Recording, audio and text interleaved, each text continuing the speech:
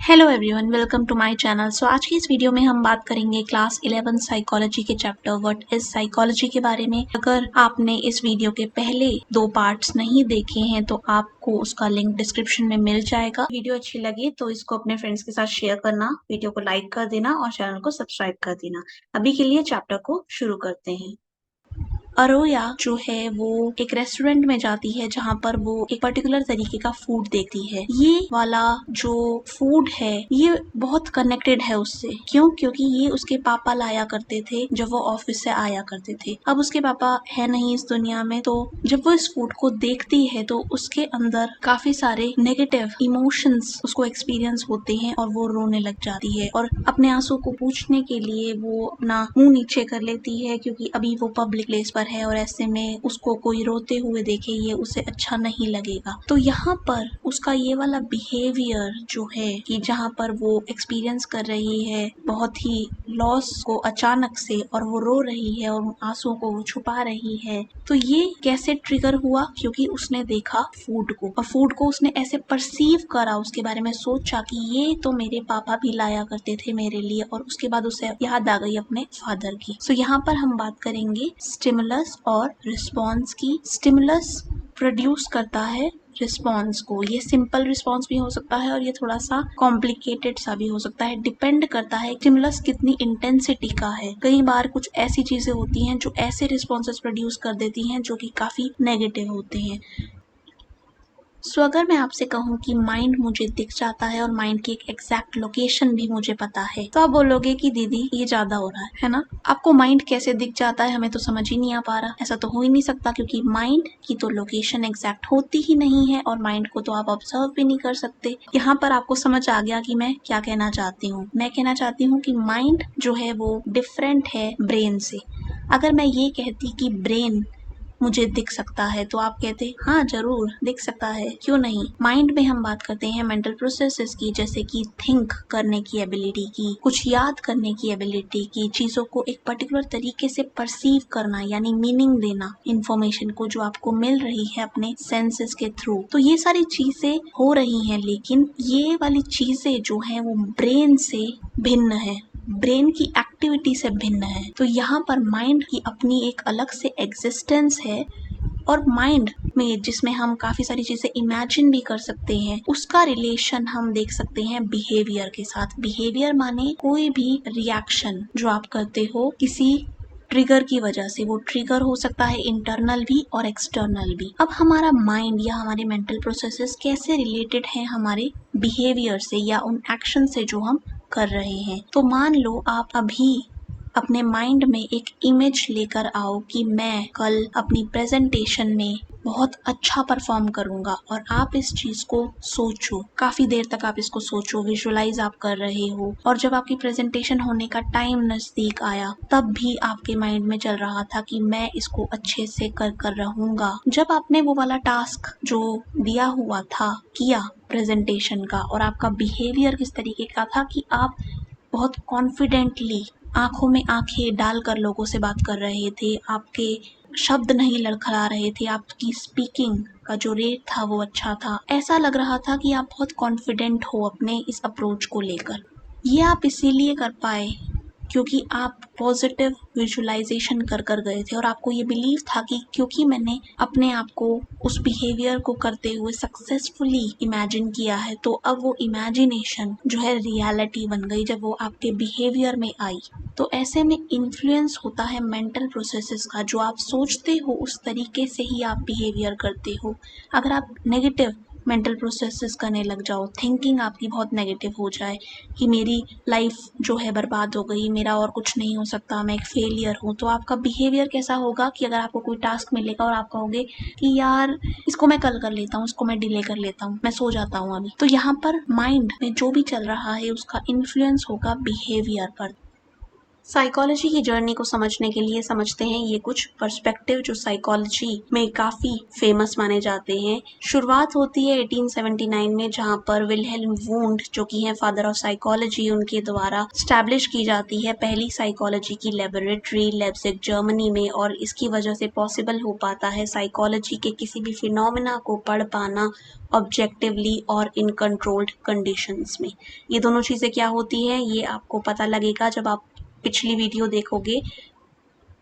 सो अब हम बात करते हैं स्ट्रक्चरलिज्म की। इस वाले पर्सपेक्टिव के साथ नाम जुड़ा हुआ है विल्हेल्म वुंड का, जो कि एक स्ट्रक्चरलिस्ट थे, क्योंकि ये बिलीव करते थे कि अगर आपको पर्सन को समझना है, उसके बिहेवियर को, उसके मेंटल प्रोसेसेस को समझना है, तो आपको सबसे छोटी यूनिट से शुरुआत करनी पड़ेगी कॉन्शियस अवेयरनेस की, और वो छोटी यूनिट है आपके थॉट्स और आपकी सेंसेशन जो आप फील कर रहे हो। तो ऐसे में इन्होंने एक अप्रोच लगाई जिसको हम मान सकते हैं कि वो रिडक्शन पे बेस्ड थी, क्योंकि यहाँ पर आप एज अ होल नहीं समझ रहे कॉन्शियस एक्सपीरियंस को, आप उसे बहुत ज़्यादा रिड्यूस कर रहे हो। माइंड को माइंड क्या बनाएंगे, माइंड को माइंड बनाएगा उसके अंदर आने वाले थॉट्स और सेंसेशंस या फीलिंग्स। सो अगर हम 3 एलिमेंट्स को टारगेट करें तो हम माइंड के स्ट्रक्चर को समझ सकते हैं। और ऐसा हम कब कर सकते हैं, जब हम एक मेथड लगाएं जो इन्होंने भी लगाया था, जिसे हम कहते हैं इंट्रोस्पेक्शन, जहां पर पार्टिसिपेंट्स को बोला जाता है कि आप बड़ा ही खुलकर बताओ हमें कि आपको क्या एक्सपीरियंस हो रहा है, किस तरीके की फीलिंग्स हैं, किस तरीके के थॉट्स हैं। तो जब पर्सन ये बताता है तो हमें एक हिंट मिलता है कि पर्सन की जो मेंटल एक्टिविटी है वो किस तरीके की चल रही है। सो यहाँ पर हम पता कर पाते हैं उसका स्ट्रक्चर ऑफ माइंड। ये अप्रोच काफ़ी हद तक बेसिक जो एलिमेंट हैं जो रिड्यूस करके हमें मिले हैं उस पर फोकस करती है। तो यहाँ पर हम हॉलिस्टिक पर्सपेक्टिव नहीं लेते, काफ़ी रिडक्शनिस्ट पर्सपेक्टिव लेते हैं। और ये जो है ये पहला पर्सपेक्टिव है जो दिया गया था, और क्योंकि यहाँ पर स्ट्रक्चर पर फोकस है माइंड के, सो इसे हम कहते हैं स्ट्रक्चरलिज्म। लेकिन क्या जो इंट्रोस्पेक्शन मेथड हमें बता रहा है और जिस तरीके की रिपोर्ट्स ये प्रोवाइड कर रहा है, हम उस पर पूरी तरीके से डिपेंड हो सकते हैं? क्या हम उसको साइंटिफिक कह सकते हैं? क्या वो जो साइंटिफिक प्रिंसिपल्स थे वो यहाँ पर अप्लाई हो रहे हैं, जो कि थे कंट्रोल्ड कंडीशंस होनी चाहिए, डाटा ऑब्जेक्टिव होना चाहिए? हम ऐसा नहीं कह सकते। क्यों? क्योंकि रिपोर्ट्स जो हैं वो सब्जेक्टिव हैं, और यहाँ पर वेरिफिकेशन के चांसेस जो हैं वो बहुत बहुत लो हैं, क्योंकि पर्सन के दिमाग में क्या चल रहा है अगर आप उससे खुद से पूछो और वो जो बताएगा आपको उसको दिमाग में रखना होगा, उस पर भरोसा करना होगा। तो ऐसे में वेरीफाई आप उस चीज़ को कैसे कर पाओगे? सो सब्जेक्टिविटी बहुत ज़्यादा है, ऐसे में बायस के चांसेस बढ़ जाते हैं और आपको ये वाला मेथड उतनी रिलायबल इंफॉर्मेशन शायद ना दे। तो ये है स्ट्रक्चरलिज्म। अब जो सेकेंड अप्रोच आती है उसे हम कहते हैं फंक्शनलिज्म। यहाँ पर नाम इसके साथ जुड़ा हुआ है विलियम जेम्स का, जो कि थे अमेरिकन साइकोलॉजिस्ट। इन्होंने लेट 19th सेंचुरी में ये सोचा कि क्यों ना हम अलग तरीके से सोचें बिहेवियर या मेंटल प्रोसेसेस के बारे में, वैसे नहीं जैसे कि स्ट्रक्चरलिस्ट सोचते हैं, जो कि हर चीज़ को, हर मेंटल प्रोसेस को रिड्यूस कर देते हैं कुछ बेसिक कंपोनेंट्स में, एलिमेंट्स में, जहाँ पर वो समझते हैं कि सेंसेशन किस तरीके की हो रही है, थॉट्स किस तरीके के हैं। Instead of structure of mind, क्यों ना हम बिहेवियर या मेंटल प्रोसेसेस के फंक्शंस पर फोकस करें, क्योंकि अल्टीमेटली तो वो दोनों चीज़ें हो रही हैं क्योंकि वो एक पर्पस सर्व कर रही हैं। और कैसा पर्पस? जो हेल्प करेगा इस वर्ल्ड में सरवाइव करने में। और ये जब अप्रोच या पर्सपेक्टिव आया तो ये एज रिएक्शन टू स्ट्रक्चरलिज्म माना गया, क्योंकि रिएक्शन इसीलिए था क्योंकि ये स्ट्रक्चरलिज्म में बोली गई बातों को काउंटर कर रहा था, ये उसके अगेंस्ट कुछ एविडेंस दे रहा था कि आप स्ट्रक्चर पर फोकस ना करो, आप फंक्शंस पर फोकस करो।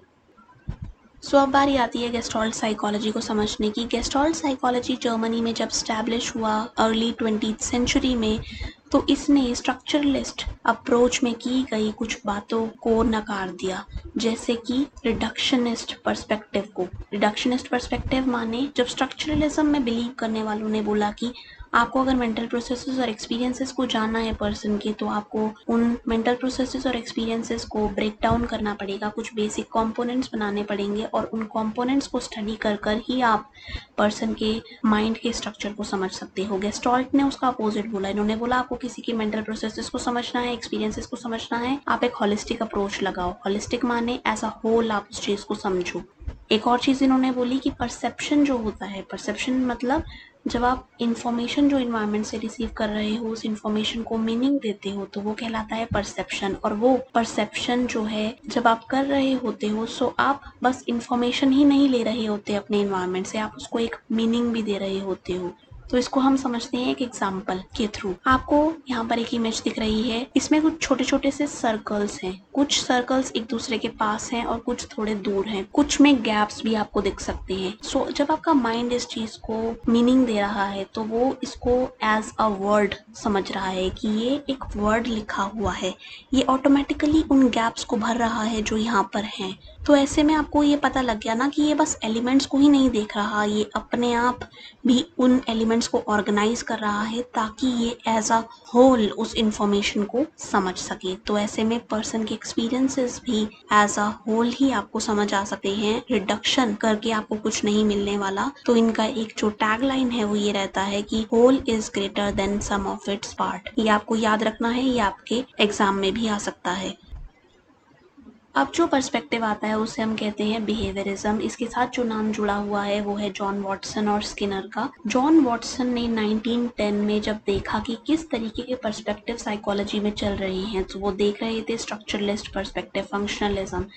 तब वो स्ट्रक्चरलिस्ट अप्रोच को जब कंसिडर कर रहे थे तब उन्होंने ये सोचा कि किस तरीके से ये किया जा रहा है। लाइक माइंड इतना ज़्यादा सब्जेक्टिव है और मेंटल प्रोसेसेस भी अपने आप में सब्जेक्टिव है, तो ऐसे में ये तो ऑब्जर्व किए ही नहीं जा सकते। और आप तो इंट्रोस्पेक्शन मेथड अगर लगा रहे हो और आपको रिपोर्ट्स मिल रही हैं तो वो तो रिलाई होने लायक ही नहीं है। सो साइकोलॉजी को एज अ साइंटिफिक फील्ड आप कैसे कह पा रहे हो जब आप इसको साइंस की तरह पढ़ ही नहीं रहे। तो इन्होंने कहा कि साइकोलॉजी को अगर साइंस आप बोल रहे हो तो इसका ऐसे चीज़ों को पढ़ना जरूरी है जिसको वेरीफाई किया जा सके और जो ऑब्जर्वेबल हो, और वो बस एक ही चीज़ है जो है पर्सन का बिहेवियर।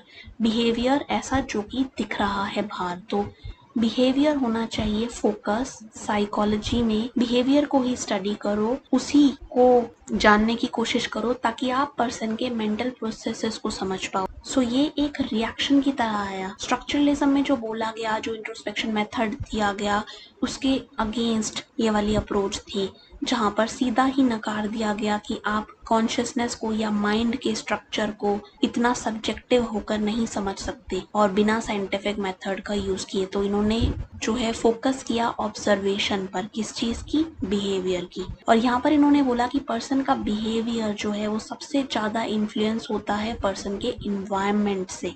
आप इन्वायरमेंट अलग कर दो, पर्सन का बिहेवियर डिफरेंट हो जाएगा। आपका इन्वायरमेंट अगर एक पर्टिकुलर तरीके का है और वहाँ पर पर्सन का एक बिहेवियर चल रहा है जो कि अनडिजायरेबल है, आप उस बिहेवियर में अगर मॉडिफिकेशन लाना चाहते हो तो आप उस इन्वायरमेंट को चेंज कर दो। तो इतना ज़्यादा फोकस इनका बिहेवियर पर रहा कि आप इस नाम में ही देख लो कि ये बिहेवियरिज्म कहलाता है। सो अगर हम बिहेवियर को समझें तो हमें पता है कि यहाँ एक स्टिमुलस होता है और एक रिस्पॉन्स होता है।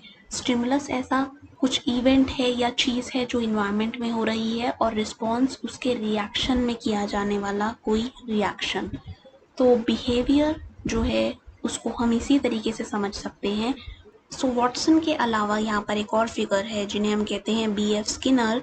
उन्होंने भी इस अप्रोच में काफ़ी योगदान दिया है और वो हम पढ़ेंगे लर्निंग चैप्टर में। वो काफ़ी इंटरेस्टिंग चैप्टर रहने वाला है, तो आई होप उस वीडियो को भी आप ज़रूर देखोगे। बिहेवियरिज्म ने काफ़ी टाइम तक अपना सिक्का जमाए रखा साइकोलॉजी की फील्ड में क्योंकि वो था ही इतना डोमिनेंट। लेकिन एक और पर्सपेक्टिव आया जिसने काफ़ी ज़्यादा डिफरेंस क्रिएट किया साइकोलॉजी की फील्ड में, और वो है ऐसे पर्सन का पर्सपेक्टिव जिन्हें हम बोलते हैं सिगमंड फ्रॉइड। इन्होंने दिया एक मस्त सा कॉन्सेप्ट जिसे हम कहते हैं अनकॉन्शियस माइंड।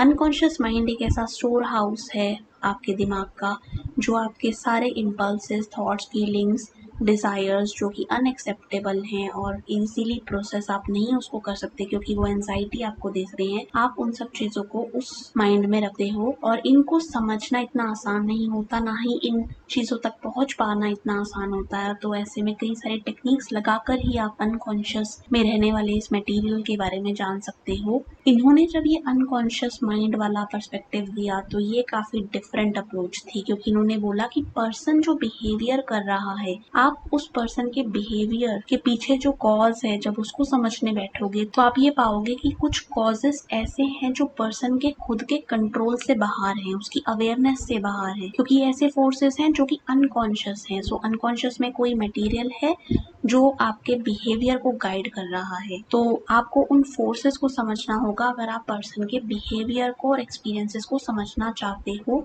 तो इन्होंने ड्रीम एनालिसिस पर भी फोकस किया। इन्होंने काफ़ी सारे ऐसे मेथड्स दिए जिसके थ्रू आप अनकॉन्शियस मटेरियल को बाहर लेकर आ सकते हो अपनी कॉन्शियस अवेयरनेस में। कॉन्शियस अवेयरनेस यानी जिस चीज़ को लेकर आप अवेयर हो, को पता है आप जहाँ पर बैठे हुए हो वो क्या जगह है, आपके आसपास क्या चल रहा है, ये सब चीज़ें आपकी अवेयरनेस में है। लेकिन अनकॉन्शियस का मटेरियल आपकी अवेयरनेस के बियॉन्ड है, वो आपको इन्फ्लुएंस करेगा लेकिन उसको समझ पाना इतना आसान नहीं होगा। सो इन्होंने ये भी बोला कि जब ह्यूमन के बिहेवियर की आप बात करोगे तो आप ये पाओगे कि उसका जो बिहेवियर है वो मोटिवेटेड होता है कुछ फोर्सेस के होने की वजह से।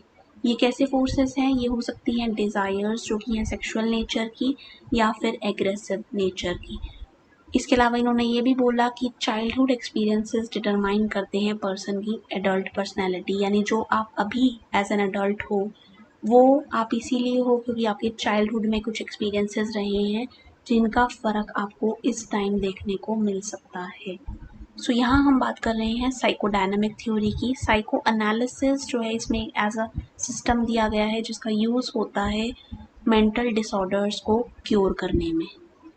सो अब बारी आती है ह्यूमनिस्टिक पर्सपेक्टिव को समझने की। ये काफ़ी पॉजिटिव अप्रोच है क्योंकि ये बात करती है ह्यूमन की नीड्स की और किस तरीके से ह्यूमन जो है वो बिहेव करता है क्योंकि वो चाहता है अपनी इन नीड्स को फुलफ़िल करना। सबसे हाईएस्ट नीड मानी जाती है सेल्फ एक्चुअलाइजेशन की, जहाँ पर पर्सन अपना फुल पोटेंशियल रीच करता है। सबसे बेसिक और लोअर लेवल नीड मानी जाती है आपकी physiological need. Then safety need, आपको अपने अराउंड सेफ्टी चाहिए, आपको अपने आप की सेफ्टी चाहिए। देन बिलोंगिंग नीड आती है जहाँ पर आपको प्यार चाहिए, कनेक्शन चाहिए। देन एस्टीम नीड आती है जहाँ पर आपको अपना एक करियर चाहिए, आपको चाहिए कि लोग आपकी वैल्यू करें। तो ये काफ़ी सारी नीड्स के बारे में बोलते हैं। इसके अलावा ह्यूमनिस्टिक साइकोलॉजी में एक और नाम आता है जिसे हम कहते हैं कार्ल रॉजर्स। इन्होंने सेल्फ के बारे में बात की थी। रियल सेल्फ होता है, एक आइडियल सेल्फ होता है, वो बात की बातें हैं। लेकिन अभी आपके लिए बस ये जानना जरूरी है कि ह्यूमनिस्टिक पर्सपेक्टिव एक बहुत ही पॉजिटिव अप्रोच थी क्योंकि इसने बोला कि इंसान जो है वो इनेटली गुड होते हैं, मतलब इंसान अच्छे होते हैं, उनकी सिचुएशंस डिसाइड करती हैं कि वो कैसे होंगे। लेकिन यहाँ पर इन्होंने ये भी एक्नॉलेज किया कि बस इन्वायरमेंट ही डिसाइड नहीं करता ह्यूमन का बिहेवियर। ह्यूमन का अपना फ्रीडम, अपनी डिग्निटी, ये सारी चॉइसेस जो पर्सनल चॉइसेस होती है ना, वो भी डिसाइड करती हैं कि पर्सन कैसे बिहेव करेगा। तो ये एक पॉजिटिव अप्रोच है और काफ़ी ज़्यादा इंटरेस्टिंग अप्रोच है साइकोलॉजी की। सो अब हम स्टार्ट करने वाले हैं कॉग्निटिव पर्सपेक्टिव को। आप एक चीज़ करो, स्ट्रक्चरलिज्म में जो आपने पढ़ा है उसको ध्यान में लेकर आओ और गेस्टाल्ट में जो हमने समझा है उसको ध्यान में लेकर आओ। कुछ पॉइंट्स को यहाँ हम कंबाइन कर देंगे और हम ये जानेंगे कि कॉग्निटिव पर्सपेक्टिव क्या बोलता है। तो कॉग्निटिव पर्सपेक्टिव बोलता है कि माइंड जो है वो है कंप्यूटर की तरह। क्यों है कंप्यूटर की तरह? जैसे कंप्यूटर इंफॉर्मेशन को लेता है, उसको स्टोर करता है, प्रोसेस करता है, जब भी ज़रूरत होती है तो निकाल के दे देता है, उसी तरीके से हमारा माइंड भी होता है। हम इंफॉर्मेशन को लेते हैं अपने अंदर, उसको प्रोसेस करते हैं जब हम थिंक कर रहे होते हैं, कुछ याद करने की कोशिश कर रहे होते हैं, जब मीनिंग दे रहे होते हैं, और उसके बाद जब ज़रूरत पड़ती है तो हम उस इंफॉर्मेशन को बाहर निकालते हैं अपने वर्ड्स के थ्रू या अपने एक्शंस के थ्रू। सो यहाँ पर आप कॉग्निशन यूज़ कर रहे हो जिसमें आ जाता है आपकी thinking, remembering, perceiving, understanding and also जिस तरीके से आप प्रॉब्लम को सॉल्व कर रहे हो। लास्ट कॉन्सेप्ट के बारे में जो हम यहाँ बात करने वाले हैं वो है कंस्ट्रक्टिविज्म। कंस्ट्रक्टिविज्म वर्ड में ही कंस्ट्रक्ट वर्ड आ रहा है जिसका मतलब है कि आप बनाते हो। आप क्या बनाते हो? आप अपनी रियलिटी को बनाते हो। कैसे बनाते हो? जब आप एक्टिवली पार्टिसिपेट करते हो और अपने द्वारा रिसीव की गई इंफॉर्मेशन को ऑर्गेनाइज करते हो और उसमें एक मीनिंग निकालते हो। तो क्या कल्चर का कोई योगदान नहीं होता इन चीज़ों में? होता है, क्योंकि सोशल प्रोसेसेस और कल्चरल इन्फ्लुएंसेस ही डिसाइड करते हैं कि आप किस तरीके से उस इंफॉर्मेशन को ऑर्गेनाइज करोगे और कंस्ट्रक्ट करोगे।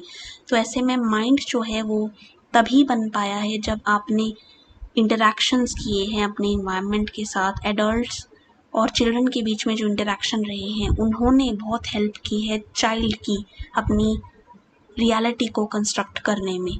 तो उन इंटरैक्शन की वजह से ही बच्चा समझ पाया कि मेरा वर्ल्ड क्या है, मुझे किस तरीके से नॉलेज को अपने दिमाग में रखना है। तो ये कहलाता है कंस्ट्रक्टिविज्म।